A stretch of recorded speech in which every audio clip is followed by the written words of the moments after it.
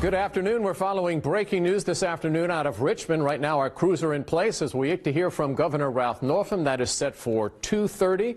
This all in light of a firestorm set off by a picture discovered on Northam's 1984 EVMS yearbook page. This is that picture. Perhaps you've seen it already. And as you can see, one person is in blackface, another is dressed as a member of the KKK. Now, yesterday, the governor issued a statement acknowledging he was one of the two people in that photo. Then last night, he followed that up with this apology. That photo and the racist and offensive attitudes it represents does not reflect that person I am today or the way that I have conducted myself as a soldier, a doctor, and a public servant. I am deeply sorry. Now, the cries for the governor to resign have been swift and run deep in his own party, including former Governor Terry McAuliffe. There are reports the governor may not be resigning this afternoon when we hear from him, hopefully in just a few minutes. But in fact, he may say it was not him in the photo, a real about face. While we wait for the governor to take to the podium, there's a live picture of the media waiting inside the governor's mansion to hear from the governor. Again, that's supposed to be at 2:30, and as we wait for that to happen, let's bring in ODU political science professor Jesse Richmond. Jesse, thanks for being part of the conversation. What do you anticipate we may hear at 2:30 this afternoon? Well, the governor has already apologized. We may see a reiteration of that apology. Will he take questions from the press? He's got a lot of questions to answer, but they're going to be tough questions. And here is Governor Northam.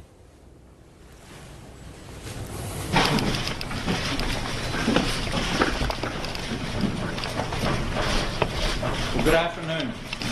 Thank you all for being here. I'm pleased to be joined by my wife, Pam. Pam, thank you for being here as well. There has been much public discussion about racist and offensive materials that appear on my page of the 1984 Eastern Virginia Medical School yearbook.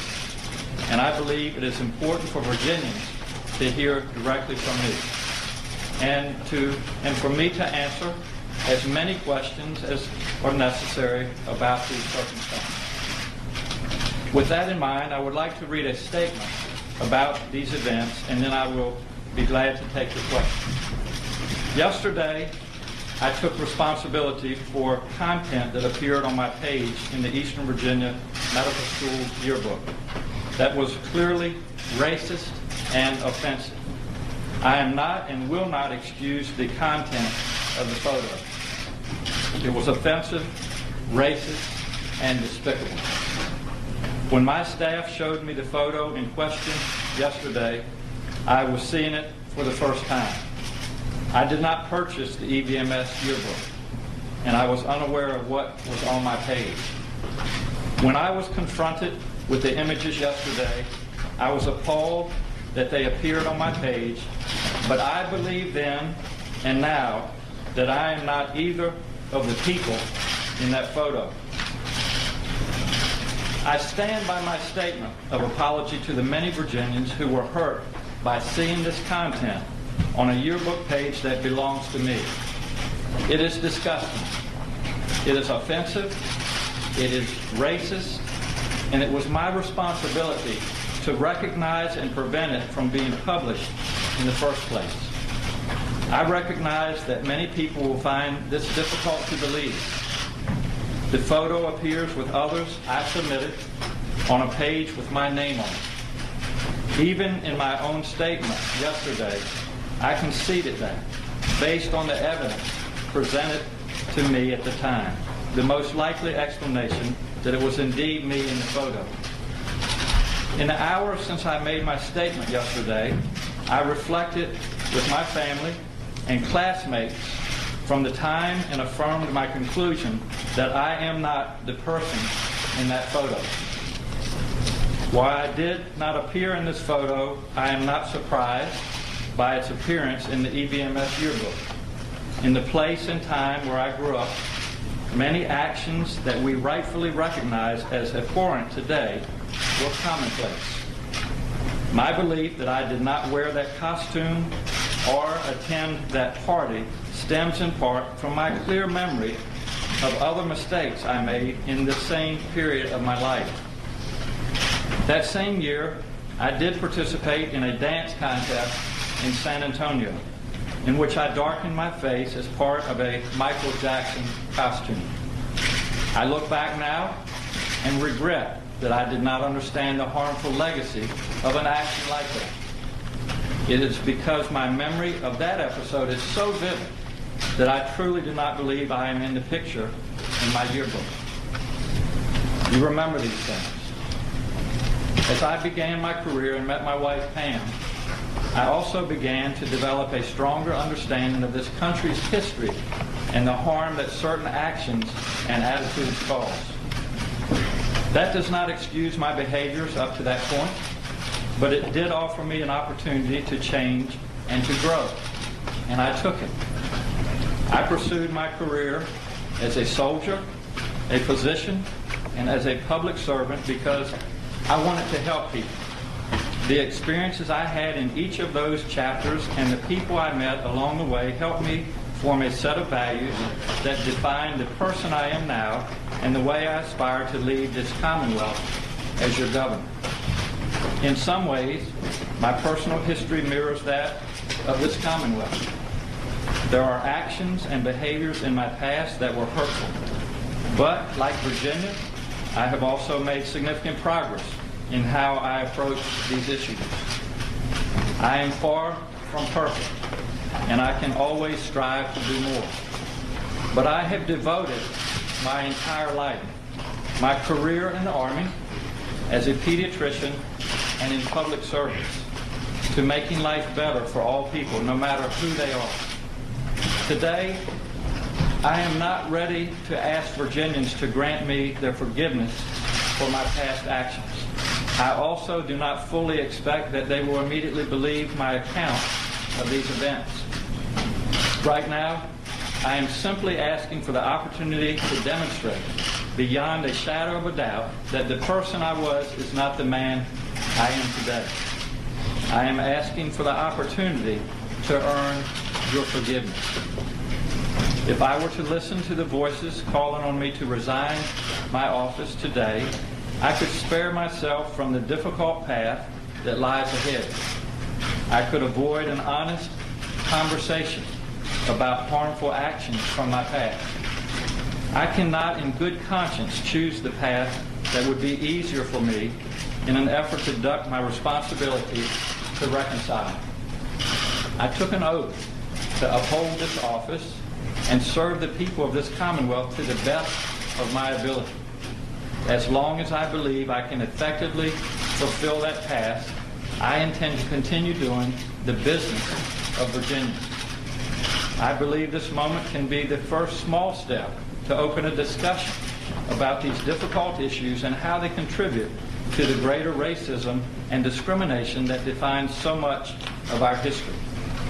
This very house stands as a monument to the dark and complicated history of this Commonwealth. These walls are adorned with portraits of men and women who owned slaves, actively oppressed people of color, as well as men and women who stood tall and advanced the causes of equality and racial justice in the Commonwealth and this country. In that discussion, it will not be my role to speak to Virginians about these issues. My responsibility is to listen, to learn, and to continue to grow as a man and as a leader. I am ready for an honest conversation about racial injustice and the need for real reconciliation, real justice, and real equality.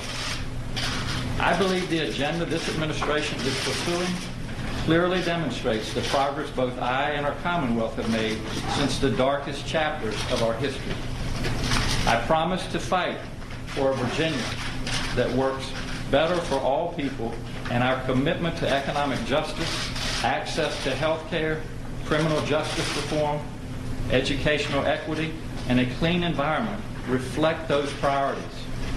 As this conversation moves forward, I want to hear from Virginians from every walk of life about how we can fight even harder to build the Virginia that they deserve. Before I take questions, I want to take this opportunity to apologize to the many people who have been hurt by this episode and mistakes that I have made in the past. I am ready to earn your forgiveness, and I am ready to begin today. Thank you, and I look forward to your questions. All right, you have been listening to Governor Ralph Northam, his wife by his side, from the governor's mansion this afternoon, saying that he is in fact not resigning. In fact, it was not him in that racist photo that was posted on his EVMS 1984 yearbook page. In fact, he said he didn't even know of that photo that was on his page. But he did admit to past mistakes and said that the person he is today was not the person he was in the past. Jesse Richmond, political science professor at ODU, what did you take away from all of that? Well, he got a lot of pushback from the press in the questioning, but he seemed to be backing away from his initial statements. So I want you to stand by. We, of course, had Jacqueline Lee inside that news conference at the governor's mansion. Jacqueline, you're going to join us now. What was your takeaway from the governor's statement and the questions that he took? Well, David, I mean, he first came out and he said that the photo was incredibly offensive, and he took responsibility in the sense of this is terrible, and I understand that this is causing a lot of pain among constituents, among a lot of different people, just given the history of Virginia. But what was interesting is he acknowledged his apology yesterday, where he apologized for being in the photo, and he came out and said he had not seen that photo until yesterday. He said he never bought a yearbook. He had never seen it until his staff members presented the photo. And so he said his initial response when he saw the photo was, there's no way that can be me. But he said given the evidence, that is why he came out, publicly apologized for being in that photo. However, he said over the course of the next 24 hours, he sat with his family, he called some classmates, and he said he is not in the photo. That is not him. And then what was interesting was he acknowledged that in 1984 he dressed up as Michael Jackson. He darkened his face as part of a dance competition in San Antonio, and he said, you know, he learned from that experience. He said that he spoke with a friend who was a person of color at the time, who made him realize that that could be seen as incredibly offensive to other people. And so he said from that experience, he knows he could not be that person in that photo. All right, Jacqueline, thanks so much for that perspective where you are in Richmond inside the governor's mansion. I have a quick question for Jesse Richmond before we go over to Dan Kennedy to get some social interaction on this story. Jesse, he said that on the matter of race, there is a lot of work to be done. Is Ralph Northam in a position now to do that work and lead that effort? Well, in one sense, he may be particularly motivated to do that because that's one of the ways in which he could try to salvage his reputation. Jesse, please stand by. 13 News Daybreak anchor Dan Kennedy is over at the board. They're taking a look at some of the social interaction as a result of what the governor had to say this afternoon. Dan, what sticks out? Well, I'll tell you, if he was looking or hoping for forgiveness from state political groups, politicians, he's not getting it yet. We're just getting a statement in from the DNC chair, Tom Perez, just emailed to us, who says Virginians and people across the country deserve better from their leaders. It is clear that Ralph Northam has lost their trust and his ability to govern. That coming from the DNC chair just moments ago following that news conference. This is only the second statement we've received from official political related groups or politicians since that news conference began. The other one coming to us from the Virginia Legislative Black Caucus, who say we amplify our call for the governor to resign. They had issued a similar statement yesterday after this news first broke, and in part they say in their statement, changing his public story today now casts further doubt on his ability to regain that trust. They join a chorus of other folks in Virginia who were calling for his resignation, including Congresswoman Elaine Luria, who said last night, I asked Governor Northam to resign. This isn't about politics. This is about what is right and wrong. We haven't heard from Congresswoman Luria since that news conference has wrapped up. In fact, David, we are watching the Twitter accounts and social media accounts of several Virginia politicians, about 30 of them, and we haven't really seen any activity since that news conference wrapped up. Certainly, we do expect to hear from them as the day goes on. another one that we did receive last night, Representative McEachin, who in his official statement also asked for the resignation of the governor. So, David, this is going to be something we continue to watch throughout the day. But again, that latest statement from the DNC chair and from the Virginia Black Caucus coming down saying they still expect a resignation to come. Thank you. Before we wrap up, one final question for you, Jesse. Did the governor do what he needed to do today to be able to continue to fight for another day? Sort of. He, in some ways, weakened himself by retracting the line, the story that he seemed to put forward last night. And so in some ways that hindered his credibility further. On the other hand, this is a story, the current argument from the governor is one that could potentially, if he's able to demonstrate its validity, allow him to live another day. And we will wait to hear more and more voices gather around this. Yeah. Jesse Richmond, political science professor at ODU, thanks for your perspective. Thank you. And this story is developing by the hour as more people call for Governor Northam to step down. Stay with 13 News Now for the latest. You can get the newest details on air and on 13newsnow.com. Our coverage of this big story continues on 13 News Now at 6 and again at 11. We will see you then.